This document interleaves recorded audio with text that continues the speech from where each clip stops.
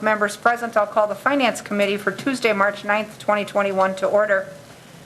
We have one member attending tonight on WebEx, and we have 3 in person. Alder Ryan is not with us this evening, but if she joins later, we'll get her caught up along the way. The first item on our agenda is the minutes of our previous meeting from 2/23 of 21, copies of which are in the packets. Any corrections to the minutes necessary? If not, I'll take a motion to approve the minutes. Motion from Herbst. Is there a second? Second by Martins. We'll do our votes tonight by roll call since we have a member on WebEx, just so we get accurate results.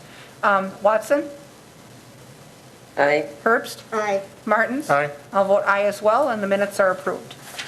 Item number 2, discussion and possible action regarding a claim on excessive assessment from 2305 Sherman Street, LLC, for property located at 2305 Sherman Street.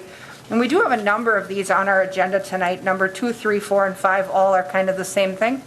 And I know that there's a set process we follow with these. It's a statutory process. And so we have the city attorney with us, and we have our assessor, Rick Rubel, with us. And so to get the process, and they can correct me if I'm wrong, but normally to get the process to flow to the next steps, the expectation is that the Finance Committee would disallow these claims so they can move forward. Is that correct? I guess if Rick wants to come up and talk us through these here, and then we can make that decision. But I believe that's where we were with the others. Is that correct, Rick? Yes, that's correct. This one is a little different than the other 4 as far as what the board review did. The board review did not hear either of these 4 cases. This case here was denied by the board of review. The board of review did not hear it due to the fact that the objection form was not complete in its entirety. They did not provide the basis of opinion of value. They did not state any acquisition prices and did not list any improvements that were done and the dates and times and the cost of those improvements. The board of review has the obligation and the authority to deny or accept any of the objections that are filed for the board of review. The board of review is a quasi-judicial body made up of citizens of the city of Wausau. So it is our recommendation in regards to this that they did not have the basis to even file this appeal of the 7437 complaint. Right, and then by not completing the paperwork properly, they do not have their statutory obligation has not been met. Is that? That's right. Okay, so we've had these before, and then there's other steps in the process that the property owner can pursue, but that doesn't happen until the Finance Committee would disallow this step. Does anyone have questions for Rick or for Ann on this particular case?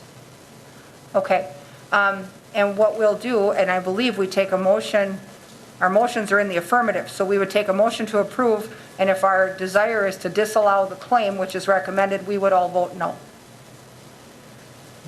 So do we have a motion then to approve this claim for excessive assessment? I'll make a motion that we approve this claim. We have a motion by Martins. Do we have a second? Second by Herbst. Okay, and so that if our goal then is to follow the staff recommendation on this item, we would vote no, and that then disallows the case. So we'll go ahead and call the roll. We have a motion and a second on the floor. Herbst? Nay. Martins? No. Watson? Nay. And I'll vote no as well, and that item fails 0-4. Item number 2, or item number 3 rather, is discussion and possible action regarding a claim on excessive assessment from Boston Incorporated for the property at 1817 Stuart Avenue.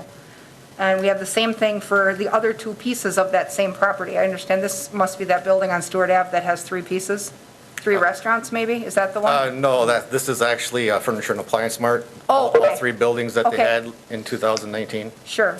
Okay, and if you want to talk us through these then, what happened with Board of Review on these guys? Sure, the board of review did not hear the objection due to the fact that the agent authorization was signed for the city of Madison, not to the city of Wausau. So on that basis alone, they could have not heard the case. But also in addition to that, all 3 property objection forms were not signed by the agent or the property owner, which is also a requirement. And 3 is that the income and expense that I asked or requested by letter last year was not provided to me. So any one of those three could have been the basis for the Board of Review to reject the objection at the board. Okay, so in this case, they had on all these properties, three deficiencies in their statutory obligation. That's correct. Okay. And so we'll vote on each address separately. The staff recommendation, like the other one, is to disallow these claims so that the process for the property owner could continue. Do we have, and we'll take the motion in the affirmative, and then if our desire is to follow the committee or the staff recommendation, you would also then vote no on this item.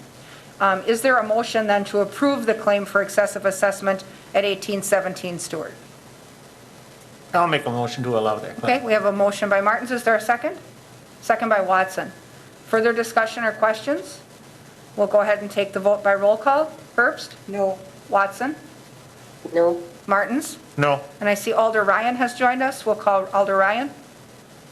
No. And I'll vote no as well. That item fails 0-5. Same situation with 1818, Rick? Yes, same situation. Okay, so these properties are all connected and interrelated. So do we have a motion then to approve excessive assessment on 1818 Stuart? Motion by Herbst. Is there a second? I'll second. Second by Martins. Same directive with this vote. We'll go ahead and call the roll. Watson? No. Ryan? No. Herbst? No. Martins? No. I'll vote no as well, and that item fails 0-5. The next item is discussion and possible action regarding a claim for excessive assessment on Boston Incorporated for 1820 Stewart Avenue. Same situation. Do we have a motion to approve the excessive assessment claim for this property? Motion by Herbst. Is there a second? I'll second it. Second by Martins. Same sign here. We'll go ahead and call the roll. Martins? No. Ryan? No. Watson? No. Herbst? No. I'll vote no as well, and that one also passes 0-5. And additional steps in the process are now available then for those property owners if they choose to pursue them. Item number 6 is discussion and possible action on approving the 2021 Community Development Block Grant Program allocation. You'll see the information in your packets. It's a process that the citizen panel goes through to approve those allocations. There's always more need than cash, but they go through a painstaking process to get to their end result. We do have Tammy Stratz on WebEx with us if you have questions for her about the process. Does anyone have questions for Tammy about the CDBG allocations for this year at all? Oh, go ahead, Alder Ryan.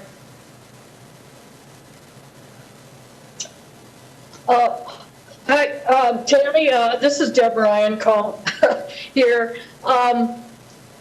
I am used to a number of the not-for-profits that are making requests. I try to find out more about the CATS, the Teenage Homeless Shelter in my area, but I don't think it's up and running yet. They had been taking donations through the fall, but, and they had kind of held back on their opening a number of times, so I guess at this point, I'm fine with not funding them per se. I guess in the previous years, you had set aside some funding for like the neighborhood signage for like Westies and that,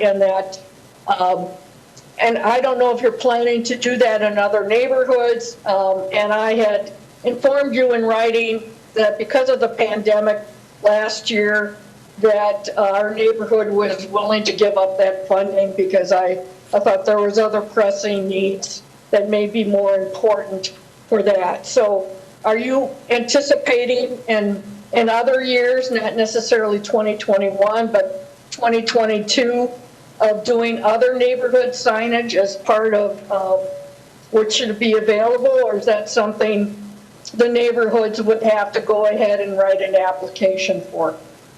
I would say that if there was enough requests for them, we would set aside some funds to do such things. When reaching out to other neighborhood associations, I didn't get any responses So we have a timeliness factor that we have to spend this money at a certain time. So because it seemed like it was not moving forward, we needed to get that money spent. So yes, we did have to reallocate it to a different, not neighborhood, but another public facility project. So could it happen in the future? Absolutely. But we would need to make sure that there's enough need for it and enough request in order to make it work. Okay, I just wanted to know for my information purposes. Happens, I've been aware of Faith in Action since before it was even official, back in the, I think, 99 or 2000 or something like that. And I had inquired maybe 6 months ago about the assistance for like putting up handrails and or stair rail type of thing, and that their person that was doing that had retired and they didn't have anybody else that was actually doing that. So I don't know if the group is there in person or I guess that portion of the information, I guess I question whether that is being done or not. I know it's been, Faith in Action has been used quite a bit, so I don't have any disagreement with that. And then North Central Community Action has been doing transitional housing for decades, and I don't have a problem with that either. And then Open Door as well, being available and helping those transitioning from jail in the early morning, like at 4 a.m., and having that is fine. Now, Tammy, has the block grant funds been used in the past for playground replacement? I guess I'm seeing the Riverside, and that I think with the park funding budget that they were planning on Forest Park being replaced, but I didn't know if that was being used in the past as part of the community development block grant funds. Yes, actually the last 2 years, the first year was Old Island Park we were able to help with, and then this coming year we're working with Marathon Park. And our funds goes more toward the handicap accessibility, the fall protection, and extra playground equipment that meets the ADA stuff. And it's got to be in an income qualifying neighborhood, so they might be working with other playgrounds in addition to this one. I can't speak on that, but yes, this would be the third year that we're able to assist with those upgrades. Okay. And what was one other question I was going to mention about? I do strongly advocate for the housing rehabilitation too, that setting aside $85,000, that there's a number of homeowners that may be seniors that are not working and have limited options of how to get funding for repairs to their home. I know I got a new roof last fall, and one of my neighbors in the neighborhood had inquired, what the cost was in that, and he just was kind of flabbergasted that I went with a warranty for 40 years. So my costs were like double compared to a 20-year warranty, but then I felt that was important. So I don't have any other problems with the other things that have been designated for funding. Excellent. Thank you very much. Okay. Do we have a motion to approve those allocations then as they're recommended by the committee? Motion by Ryan, is there a second? Second by Martins. Further discussion or questions? Seeing none, we'll go ahead and vote. Ryan? Aye. Martins? Aye. Watson? Aye. Herbst? Aye. I'll vote aye as well, and then those allocations are approved to move forward. Item number 7 is discussion and possible action on First Amendment to the ground lease with the Resurrection Parish for the Diocese of Lacrosse. And you'll recall that we've had some reworking of the agreement where through the SISM committee and through the Economic Development Committee, we've renegotiated the situation on Second Street with parking and green space and all of those things on what we refer to as the church block. Does anyone have questions for Mary Ann on this item at all? Or Ann? This is actually just changing the agreement to mirror what's actually taking place on the site right now. If not, do we have a motion to approve? Motion by Watson, is there a second? Second by Ryan. Further discussion? Seeing none, we'll go ahead and vote on that. Herbst? Aye. Martins? Aye. Watson? Aye. Ryan? Aye. And I'll vote aye as well, and that item is approved. Item number 8 is discussion and possible action regarding the preliminary December general fund financial report. And we'll hand that off to Mary Ann. Yeah, so I know we've talked about what the results for 2020 would be, and our preliminary December report is showing a profit of about $761,000 for the year. There are a few transactions yet that we still need to process, but I am feeling very confident that we will hover around the $750,000 range for 2020. And of course, so far for 2021 has been a nice mild winter for us as well. And so, you know, those costs from a winter perspective are looking good also. We've gone through kind of the revenues in the past months. And this, you know, further discloses the trends that we've been experiencing all year. Our permit revenue obviously was strong in 2020. Our licensing, we saw some shortages there because of the COVID discounts that were provided to our Class B license holders, as well as the fact that we didn't see as many bartenders coming out for licenses, and then the lack of special events. Fines and forfeitures are down. I think, you know, because of COVID, and we've been kind of seeing a trend of declining fines and forfeitures over the last couple of years. Investment income is up. Again, I caution that, you know, some of that income, if you recall, accounting rules require that we adjust our investments to market. So when we buy an investment, and, you know, that would be, let's say, a treasury or agency, there's a par value. So you buy it, let's say, for $500,000, and you're guaranteed through the federal government to get your $500,000 back, and then there's an interest rate coupon for that. So, you know, whatever that coupon is, you're guaranteed basically to get those quarterly payments.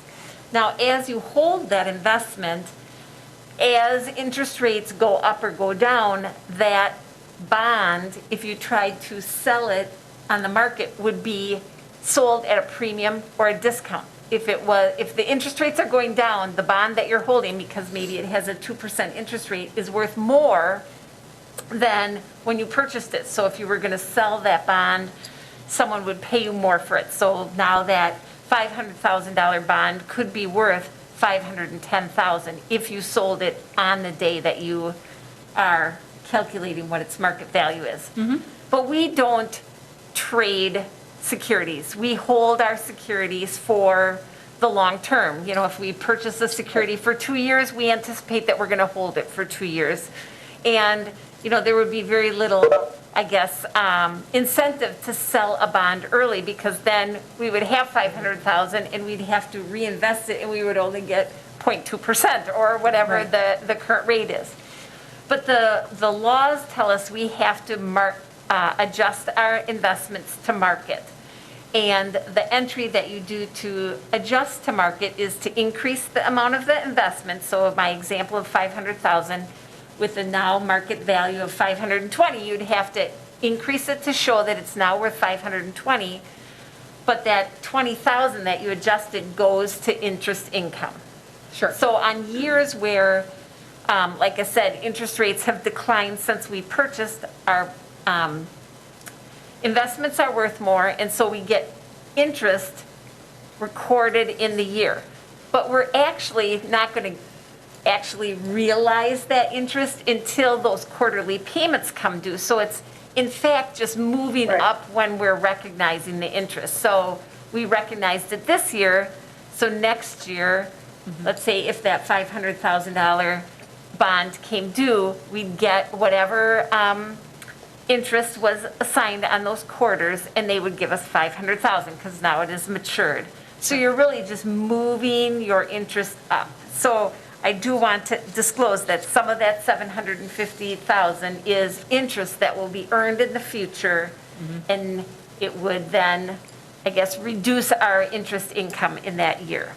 Right, and our goal always has been, at least in this committee, not to earmark and spend down all of that surplus. We want to take a frugal Correct. approach and, make sure that we have adequate reserves and adequate contingency funds for emergencies and things. Yes. And so if we can avoid a wild spend down of that extra, that is always helpful for us, because if we would have a terrible winter next year, we would then see that leveling out, Yep. rather than to just spend it up. So, we'll be careful what we do with that surplus. And so, obviously, I know that there's, work to do and supplies to buy and whatever, but I would ask that, all of our internal functions be very careful with, judicious in asking for use of that surplus for things that are not condition critical, because we just really need to be safe with Yep. how we invest that money. So, not that we wouldn't entertain requests, but we certainly don't want enough that add up to the whole amount.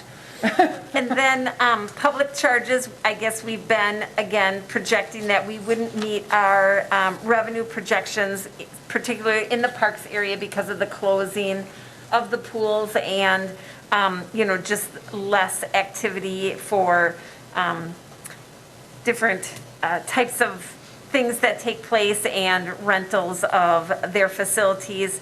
We had been concerned that we wouldn't meet our expectations for EMS revenues, but you can see by the comparative analysis, we just squeaked in, we made about $28,000 more than we had budgeted for, so we are okay with that. And then in the intergovernmental area, this is where we would do our billing to the school district for their share of our school liaison officers. We have not completed that task yet this year, so that's why that shortfall is being shown. So again, our revenues, along with the COVID grant that we received this year, we are still exceeding budget. From an expenditure, not, again, some big trend changes since November. Areas where we saw shortages are in the fire department in particular, and I think we had discussed the fact that, they were encountering a lot of retirements, and then that while we accrue our vacation and any comp time, sick leave is not budgeted for, and so hopefully, or in times where people retire at the beginning of the year, there's usually a vacancy that helps recover those costs, but when they retire towards the end of the year, that vacancy isn't available to recover the costs. But, again, from department to department, you can have vacancies and you can recover the costs. But the fire department is showing some overages at year end due to those retirements. But otherwise, again, the general fund expenses looked in good shape. So at the end of the year, if they retire late in the year, you've not only paid out all of the salary that you budgeted for, but also the sick leave bank? Yes. Okay, I see. Yep. All right. Does anyone have questions for Mary Ann about that December report? Go ahead, Michael. I got just one on that last point there about the fire department retirements. Wouldn't it be the case, though, if we see a lot of retirements in a department, that as new employees come on board, their salary rate will be lower, so we'll kind of realize some cost savings on the other side? Yep, in future years, yes, exactly. Well, and if you don't hire that new person right away, you'll recapture a few months of, depending on how long your recruitment takes, and, if you don't have people on the list ready to go and you wait a little bit to hire them, sometimes you get a little surplus there too, or a little savings. Okay, so does anyone else have questions about that financial report for Mary Ann? If not, we'll place that report on file. Item number 9 is discussion and possible action regarding the purchase for replacement of ladder truck the related budget modification, and the fund source. And you'll recall a couple meetings ago, we talked about the need to replace our older ladder truck. I think it's the yellow one. It's an 1980-something model, 84. And so it is to the point where it's up for replacement, and I believe they were looking to purchase what's called a quint truck in its place, which is a little more versatile. But in our motor pool schedule and in our budgeting, we were originally anticipating that purchase next year, correct? Right. And so, but the opportunity has arisen to purchase it sooner if we can swing that. So we have Deputy Chief Bartek with us. We also have Mark Hansen, our motor pool coordinator, and the finance director, so we can figure out what we can purchase and when. So welcome. Thank you. For those of you who don't know me, I'm Bob Bartek. I'm the Deputy Fire Chief at the Wausau Fire Department. I prepared a short presentation combining some of the information from Mark Hansen and last slide's Mary Ann to talk about how we pay for such a thing, and talk about the replacement of our 1984 Pierce 100-foot platform. Next slide, please. So to talk about that truck, there's a photo of it there taken from the front. It was manufactured in October of 1984. It's currently 37 years old. The life expectancy of an aerial apparatus, according to NFPA standards, is 20 years. You will see cities stretch that to 25. 37 is a long stretch Yep. for that. So it doesn't currently meet any NFPA standards for aerial apparatus.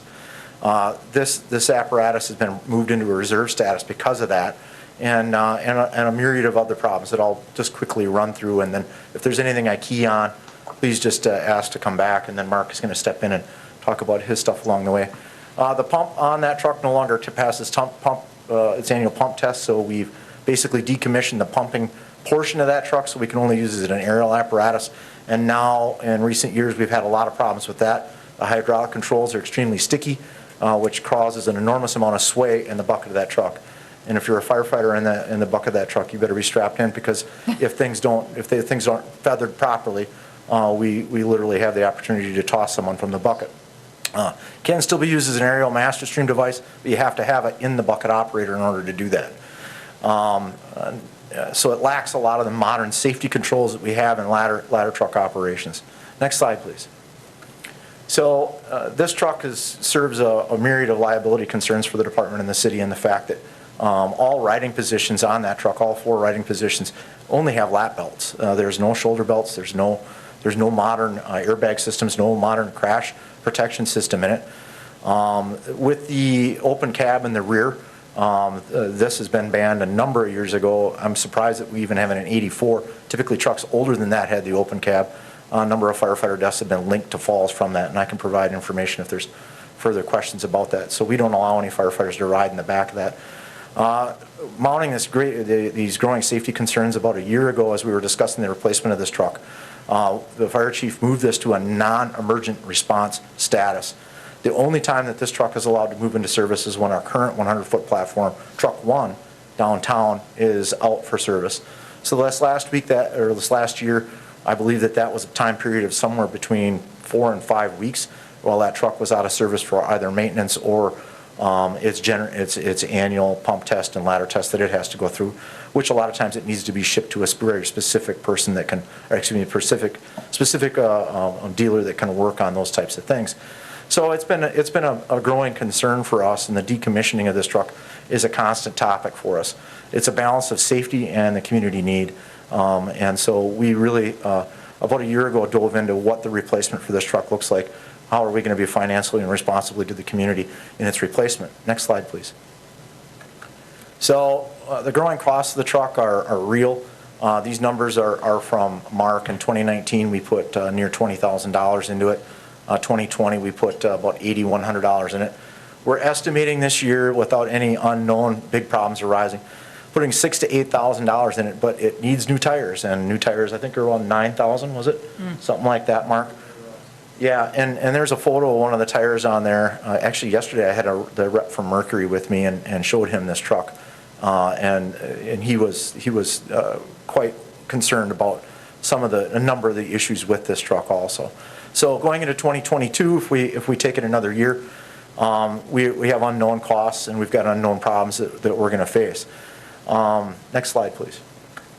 So the replacement timeline. It's been moved around in the fleet replacement schedule, and Mark can comment on that a number of times because of the cost of this replacement.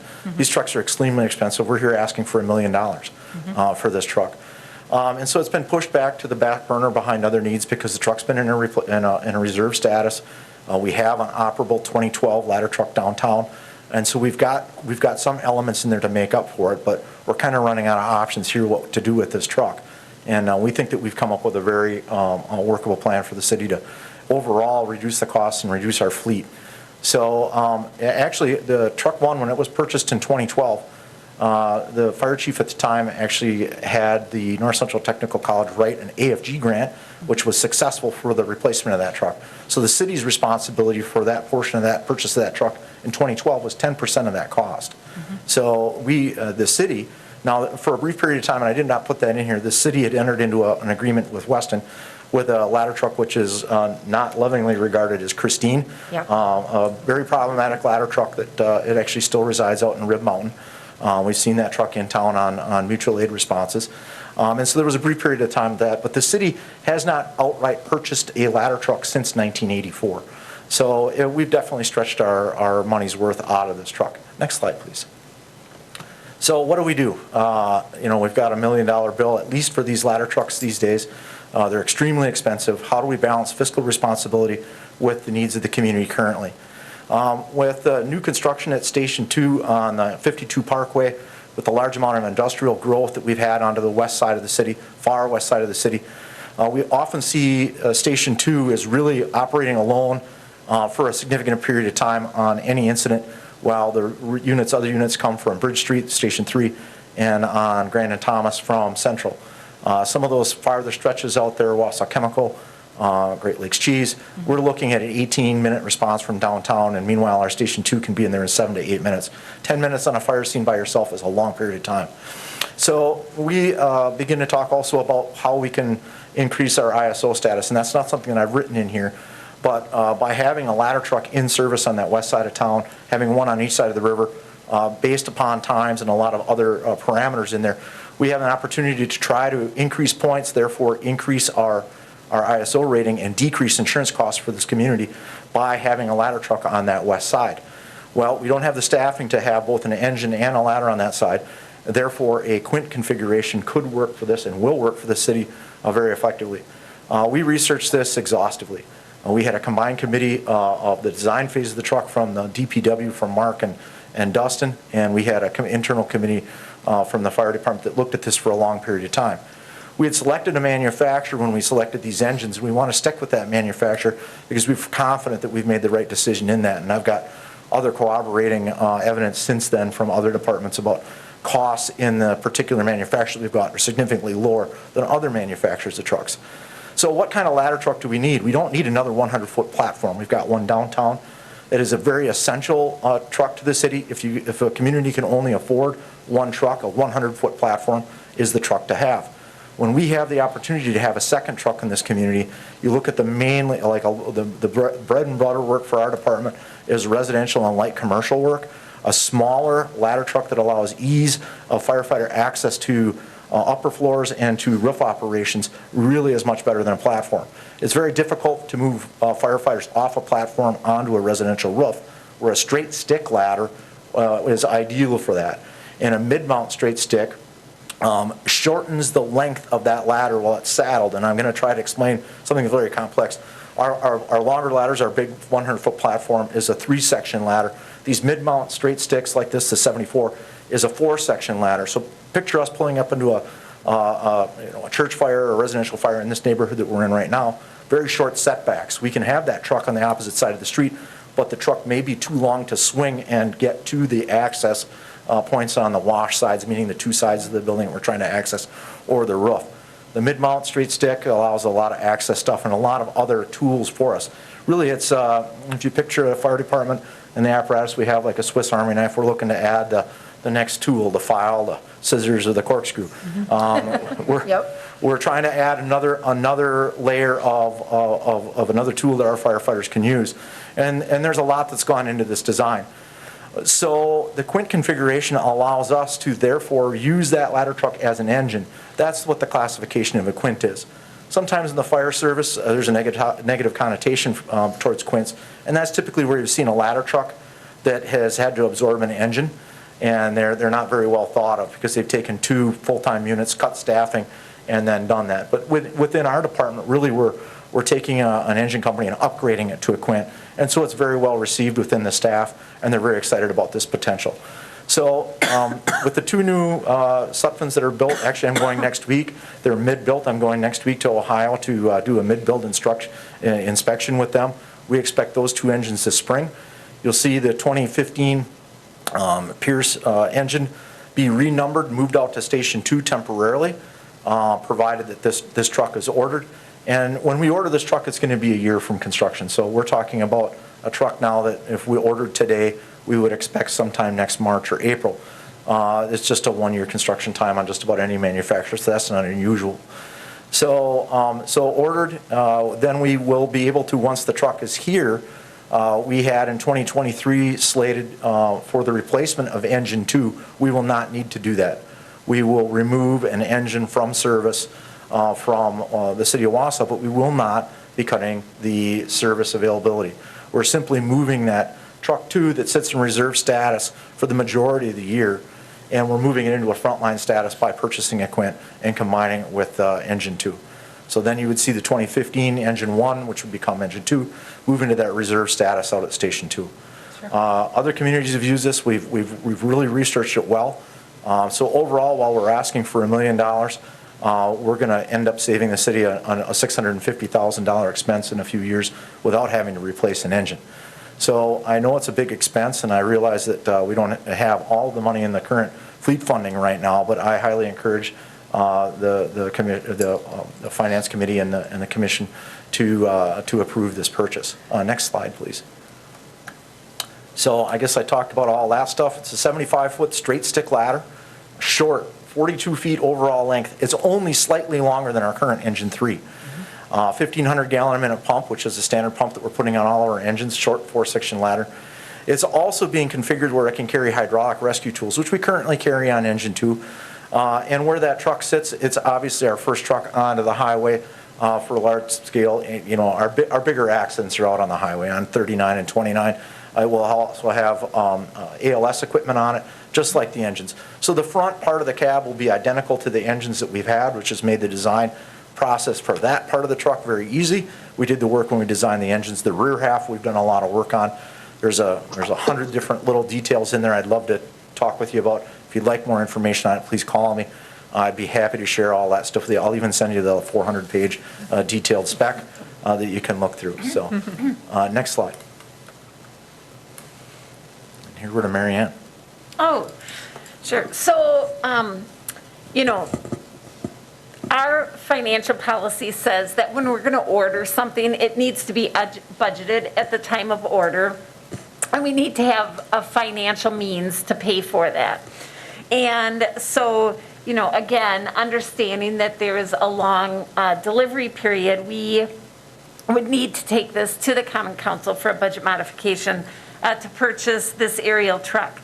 And if you recall, we went through a big PowerPoint presentation a couple of meetings ago to kind of update you on the financial condition of the motor pool and some of the financial pressure that the 2 pumpers actually placed on the reserves that are available to then replace other pieces of rolling stock, and the fact that you know, while the fire department is contributing about somewhere between $250,000 and $300,000 a year to the motor pool fund, those reserves, those fees on an annual basis are not sufficient to build up reserves to pay for these kinds of things, because, you know, the maintenance, the fuel, all of those are coming out of that fee, and then as is the every 3-year, I think the ambulances are on a 3-year rotation, or is it a little bit more now? No, it's further out. Okay. I think it's 3 to 5, right? Over the past few years, we've had to replace some of our units. You have to go to the mic. Oh. Yeah, the ambulances are on a longer rotation. They're Okay. more like on a 10-year rotation. Oh, okay. It's just that we've had to replace several of those units over the last couple of years due to their age and, the compliance with NFPA and everything else. So I guess, the point that I want to make is if we do want to purchase an aerial, and regardless if we want to purchase this year or next year, I mean, these reserves are not going to build up in a one-year period of time to make capacity for the aerial. I think that the committee needs to think about actually financing this through long-term debt. As Bob pointed out, an aerial can last 20 to 25 years. We typically are borrowing on a 10-year period, so we're giving ourselves, a quick turnaround as far as retirement of debt. Interest rates are extremely low right now. When you look at $1 million, it would be about $10,000 a year for interest, which is equivalent or could be less than the cost that we would pay for maintenance. I mean, they just disclosed that the tires themselves are going to be $9,000. So, by moving this up and perhaps deferring on the tires, we would be able to recover that cost. And then we could pay for the debt retirement out of the motor pool over the next 10 years. And it's a way to bill the motor pool a small amount each year. And I think finally, we are expecting that the consultants that are working on our motor pool study that are going to tell us that we're going to have to increase those rates and perhaps change the way that we're charging the departments today. And so, again, I guess I would, I believe it's still a prudent decision, even though I know we're trying to move away from our reliance on debt to issue debt for something like this because of its longevity of life and the need that we have today in our basic inability to pay for it with cash on hand. Sure. The fact that it has a long lifespan certainly lends it well to that. I think that it's important to recognize that, we are on a aggressive path to retiring debt. We know that we are. We've looked at that a couple times in this committee and at council through presentations we've had. And, like you say, with $9,000 worth of tires, does it make sense for us to move that up? And I think if we can retire that debt through the motor pool versus levy, we would be able to acquire this purchase, replace the truck, save the money on the tires, and we would still not have to increase the tax rate that pays our normal debt. So we would not have any taxpayer impact on the mill rate for this purchase. That's the key, I think, for our residents to bear that are looking for us to get out of debt, quick and quickly is, they also don't want to see us upping those payments for them. So, that certainly seems to make sense. Committee, what do you guys think? Now or later? Does anyone have comments? Did Mark want to give his comments before you guys? Sure, go ahead, Mark. I just, I appreciate all Bob's work that he did on this because he did, a lot of work with the PowerPoint and everything. And I had, given him some input as far as the facts and considerations. And, I wanted to reiterate what Bob had brought up because we did stick a lot of money into the repairs on this thing over the last few years. And we've recognized the need for more repairs that are needed. But we've, between me and Bob, we've held off on a lot of those things because we got talking. We started this process about probably, 3 years ago when we started talking about the engines. And this truck had been on the radar actually since about 2016 because it was proposed for the replacement plan for 2019, and then we pushed it off just because of the fact that it was going to cost so much. But when me and Bob started discussing this unit, we identified some key areas that really needed some repair, so that's why we had to go ahead and repair, some of those things. There was a lot of things with the drivetrain on the unit and with the water pump and, things like that. But even that kind of, if you want to say, opened a can of worms because we identified several other areas on this truck that we really needed to address. We addressed the main points on this thing to keep it functional, but then after a time when me and Bob discussed, we're like, we just can't keep this thing going any longer without sticking tons of money into it. So we wanted to figure out what the most fiscally responsible way to fund the replacement of this unit would be. So that's where we thought, okay, the unit's not budgeted until 2022, but let's start working on the specs right now so that we can have something in place to bring to finance to say, hey, we really need to look at this, because if we don't do something soon with this thing, it's either going to cost us a lot more money, or it's going to, be a danger to our staff. And even right now, they're not even using it in a full-time status. It's kind of just sitting there. It's kind of an albatross that's just sitting, waiting for its day to come. Basically, it's kind of not usable for any emergency responses, and that, to me, is not really a fiscally responsible way to use a truck like that. So my recommendation would be to try and, with Mary Ann's assistance, would be to figure out a way to fund the truck now, because the unit won't be delivered until next year anyway, so we wouldn't be paying for it until the budget year. It's just a matter of figuring out how to fund that, Sure. for next year, so. The one concern I have is that, one thing we always want to do with all of our departments is make sure that we give them the proper equipment to get the job done. And the worst situation to have is a department that has emergency equipment that can't respond emergently.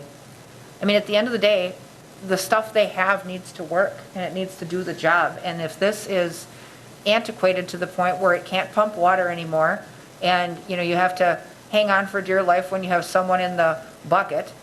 I mean, I don't know, the council a number of years ago did an exercise called Fire Ops 101, where I put the gear on and got in the bucket of the Merrill truck and rode it all the way to the top, and somewhere my fingerprints are still in the bucket. So that you gotta love heights to be in that thing, and if it is lurching around, that's not a good situation to be in. So I would just offer that we need equipment that works, and if we can find a way to finance that equipment because it's got a long life, without impacting the levy that we have towards our debt, it seems to make sense, especially since they take forever to build. And, if we kick that down the road longer, we would probably not see delivery until 2023, and here we sit with, the yellow dog that can't work. So I guess tonight, if we take action on it, if we approve the purchase and the budget mod, we can direct Mary Ann to work that into our 2021 borrowing with everything else that, every year that we look at, and, get our financial advisors working on that as well. So what are your thoughts, committee? Go ahead, Michael. I'll talk a little bit about this. So I really appreciate, the depth in which the deputy chief went into in the presentation and background materials. And I remember maybe 4 or 5 years ago touring the fire department as part of our neighborhood group, and seeing truck 2 parked in the back reaches of Central Fire back then. And even there, the discussion was what, the condition of that piece of apparatus was. It was 5 years ago, it was on its last legs. And I can't believe that we've been sitting with it this amount of time and not addressing the issue. And like you said, I don't think this is a piece of emergency equipment anymore. It's, Right. it's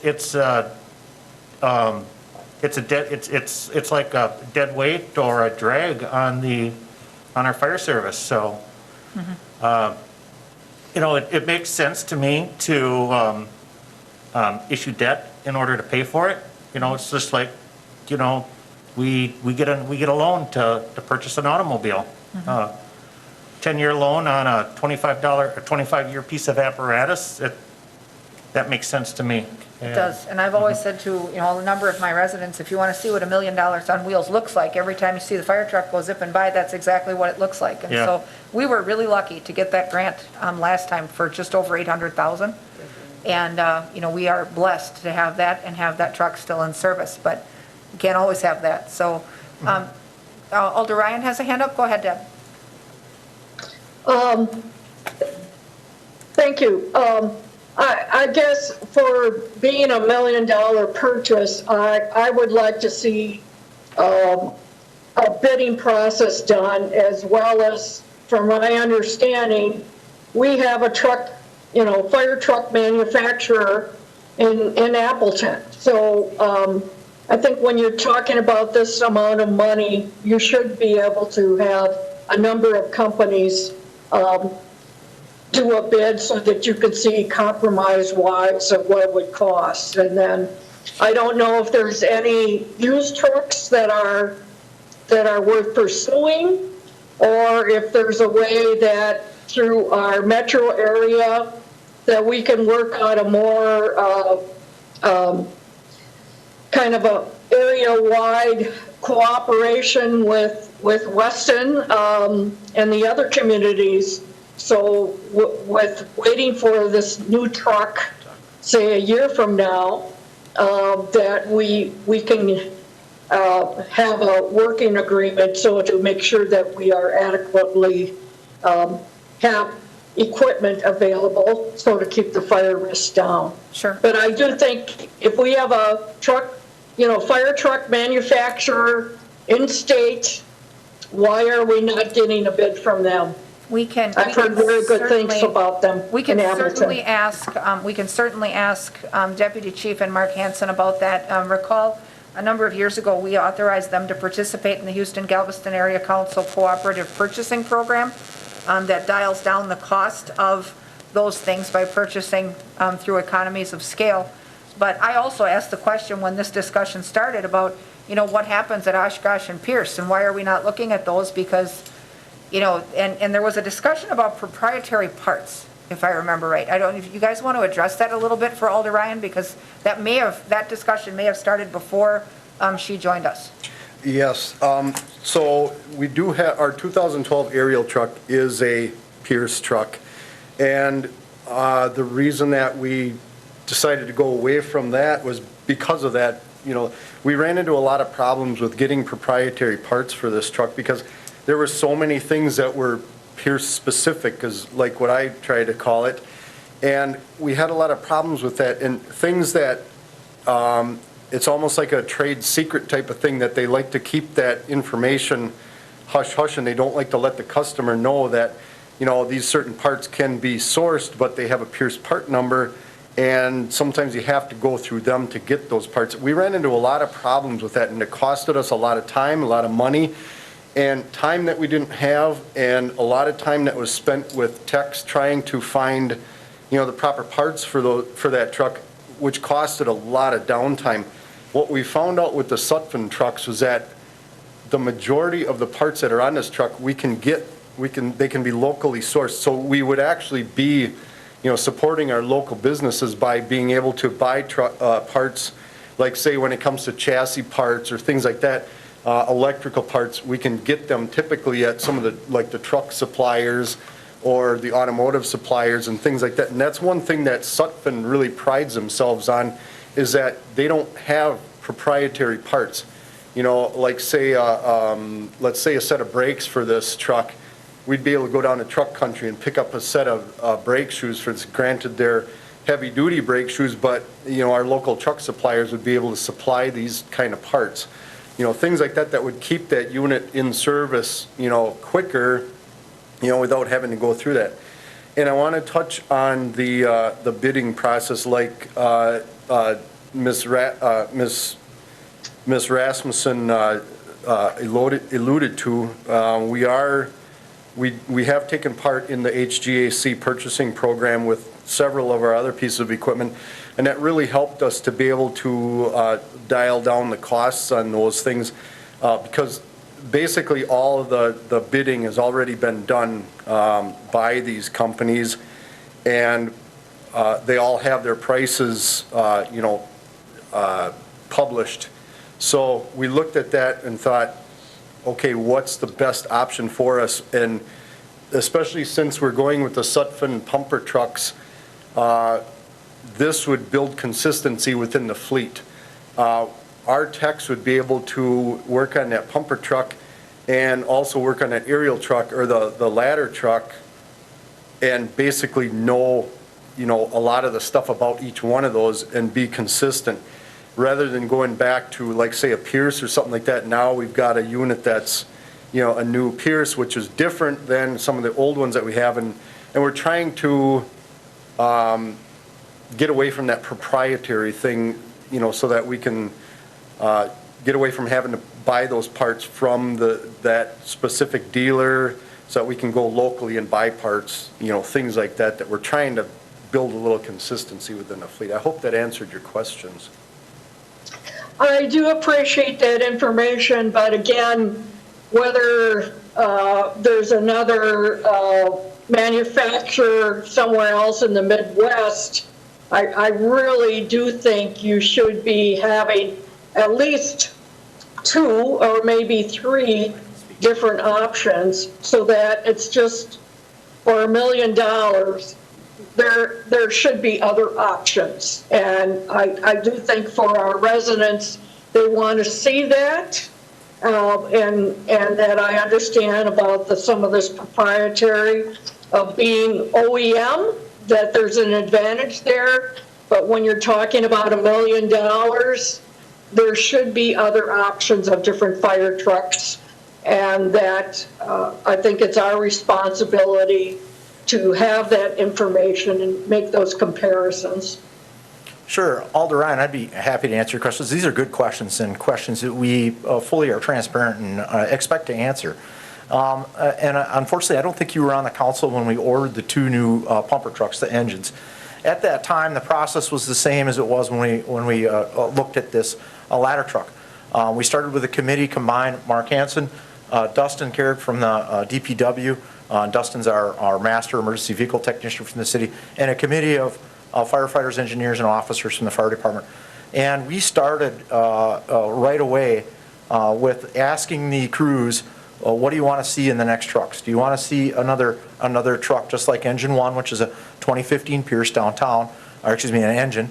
And unilaterally, they said, we need to look at another manufacturer. That 2015 Pierce engine is riddled with problems, and we have had as many out-of-service hours with that truck as we have with our older trucks. So we were basically unhandcuffed by Mark. You look at every and any manufacturer that you want in the country to find the best truck for the city of Wausau. And it was really something. And we started with a short list. We said, okay, what do we do with these trucks all the time? Most of these engines are out on EMS calls the majority of the time. They're doing short runs. They need to be simple. They need to be small. They need to be powerful for the hills and be able to do everything that we can. And we need to take as much technology out as we can and proprietary parts as we can. That's where we're really running into problems with a lot of the Pierce trucks that we have, is the technology that's integrated in them causes a great deal of breakdowns, and then there's only one place we can go for parts, there's only one place we can go for repairs, and that's through Pierce.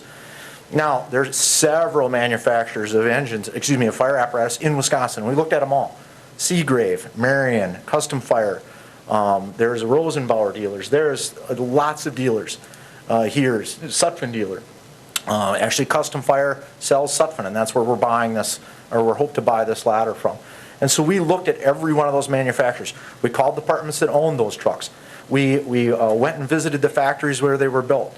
And when Mark and I walked into the Sutphen plant in Ohio, after being at the Seagrave plant, he's been to Pierce in the past, I've been to Pierce several times in the past, we looked at how they manufactured a truck was different. It was, when we walked into that plant, it looked like a dental office. It was so clean and neat, and the pride that those employees took in putting a truck together, their mission and values on the wall right next to the employee workspace, and they exemplified it. The thing that I like to tell, the story I like to tell about that, is we came across the man who assembles the engine component. So he's got a Cummins, what is it, D9? What is the, something like? You got a C13. C13, all right, so I'm learning. This is why we've got him along, right? I take care of the stuff above the chassis, he takes care of it below the chassis. So we've got the guy who is assembling the engine, and we start having a conversation with him. I've never seen a mechanic so neat, all of these massive tool racks, just as neat as can be. He's there very carefully assembling an engine for an engine. And Mark had a very good question. We were looking at remote mounting the oil filters to make it easier, to make it faster for them to do the service on it.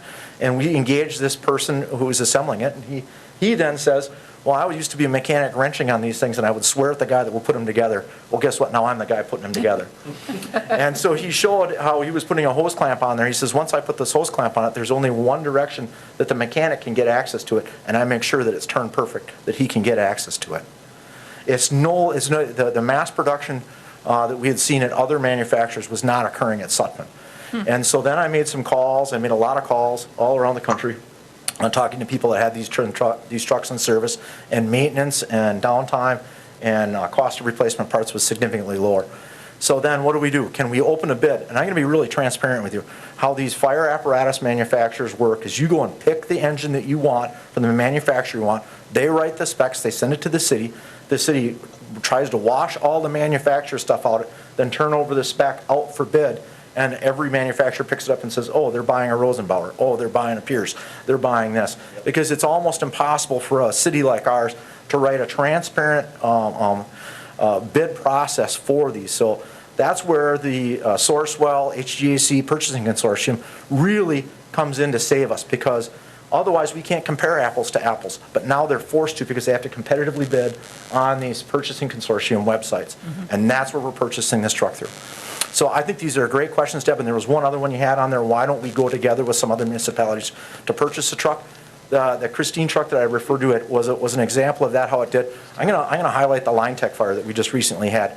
We had ladder trucks there from Merrill, Stevens Point, and from Safer there. And so there's a time when you need specific tools in your toolbox. None of them have a mid-mount 75-foot straight stick. This is going to be unique in the community. We can offer it to our outlying neighbors as assistance as they come into us, help us, and we go out to help them. It's a great thought, but to put these corporate thoughts in purchasing a ladder truck, there's just times you need 2, 3, 4 trucks for these bigger fires. And so I think that it sounds really good on paper and in theory that we're going to buy one truck to serve a region, but then that truck goes down, you still need that second and third one to meet your needs. So I hope I've answered your questions, and please, if I don't answer them today, get a hold of me in the office.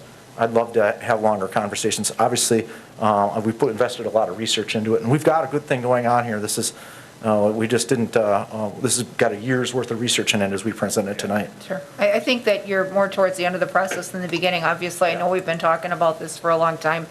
And, when we talk about spending $1 million, none of us take that lightly. But I will say that when I go out and ask my residents the services they value most, public safety rises to the top every time.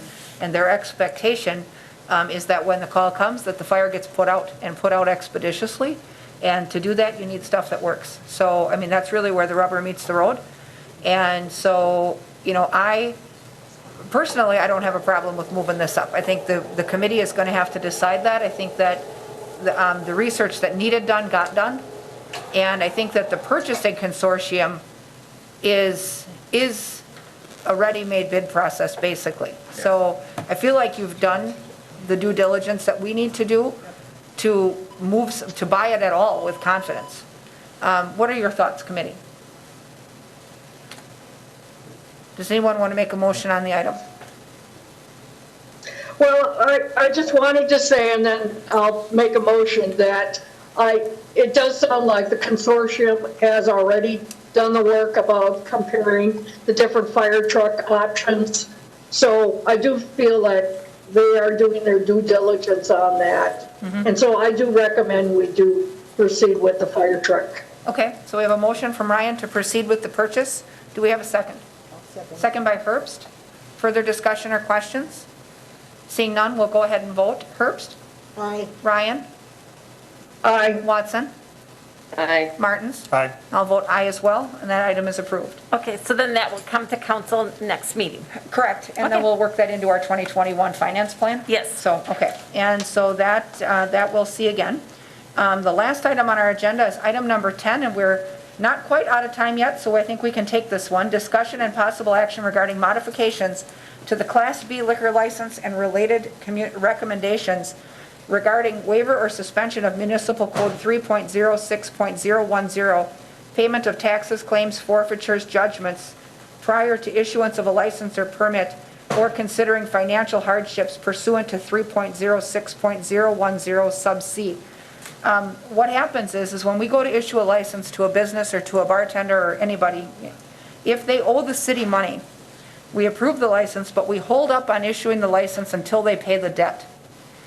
That normally is a sound practice, but when we are in pandemic mode, that can certainly prove problematic, because without the license, the business can't operate. If they can't operate, they can't pay what they owe you.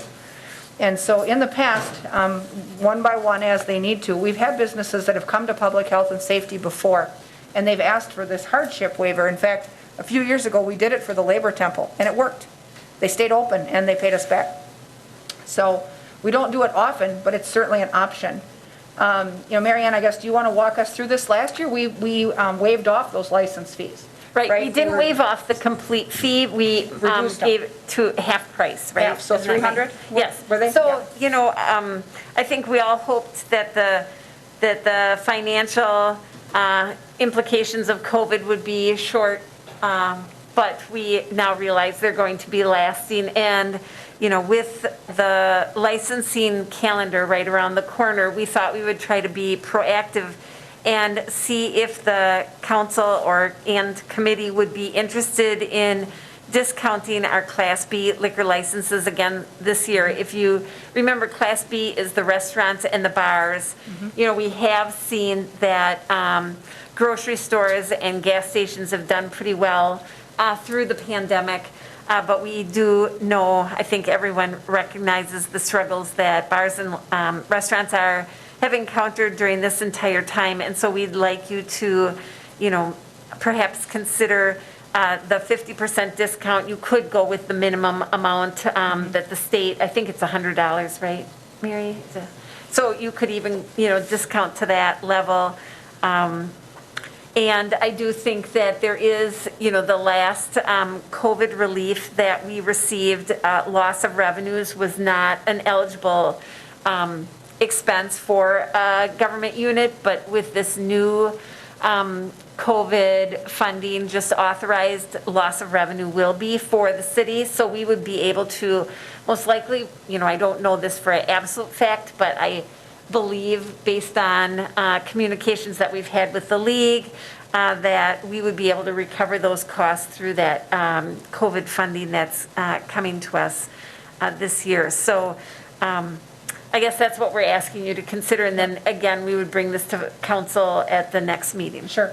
But Public Health and Safety also is having some discussion in April about renewing a lot of the COVID-specific license privileges that we had last year to help businesses. And we're looking at, Tara's working on that now, given that stuff all another year, because we're certainly not out of the woods. This, though, like Mary Ann said, we weren't able to recover our loss last year, so we cut the fee in half. If we can recover our loss this year, would it make sense for us to reduce that fee to $100? As the economy comes roaring back from the pandemic, and as the vaccines roll out, hopefully those places will be able to serve more people closer together later this year, and 2022 hopefully will be way, way better. So what are your thoughts, committee, on, dialing that down for this season to $100? I think we have 68 of those licenses. Is that about, I think there's 68 Class Bs. Of the full class. Yes.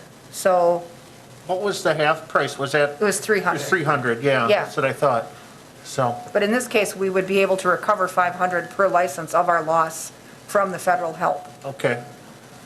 And then with the, if we suspend the municipal code, those taxes and assessments are still, they still have to pay those. They They're still just- owe them, we just wouldn't hold up the license. And Okay. they wouldn't have to come in one by one for hardship waivers from the committee, And from the fee, and the PHNS. interest would still accrue on them? Yes. Okay, but they Right. wouldn't, but they would still be able to renew their license. Right. Okay. And stay running so that they could eventually recover. Yeah. Okay, I'll make a motion that we reduce the license fee to $100 and then suspend municipal code 3.06.010. Okay, so we have a motion from Martins to approve the suspension of the payment of tax requirement, taxes, forfeitures, judgments, whatever, and to reduce the license fee to 100 for this season. Do we have a second for that motion? I'll second it. Second by Herbst. Further discussion? Alder Ryan, go ahead. No, I was just going to second. Oh, okay. All right, then we'll go ahead and vote on the item. Martins? Aye. Watson? Aye. Ryan? Aye. Herbst? Aye. And I'll vote aye as well. That item passes unanimously. And that brings us to the end of our agenda. I was hoping, so I have Go a ahead. new Assistant Finance Director that I was hoping I could quick introduce, We Emily would Lay. love to introduce. Yeah. Welcome, Emily. This is her first week. Thank So- you. Yeah, I've worked in government finance for about 10 years. Previously to Wausau, I was with the Village of Plover. And I just wanted to say thank you. I'm thrilled to be here. This is a great opportunity for me. Well, welcome. We're excited to have you. So we look forward to working with you. So in Mary Ann's absence, when she's on vacation, we'll Yes. have Emily. Okay, awesome. Look forward to that. So yes, with that, I'll take a motion to adjourn. Motion by Herbst, second by Martins. Members in favor signify by saying aye. Aye. Aye, we'll stand adjourned, and then we'll convene common council in this chamber in about 5 minutes. We just need a little time to reset for the video and everything.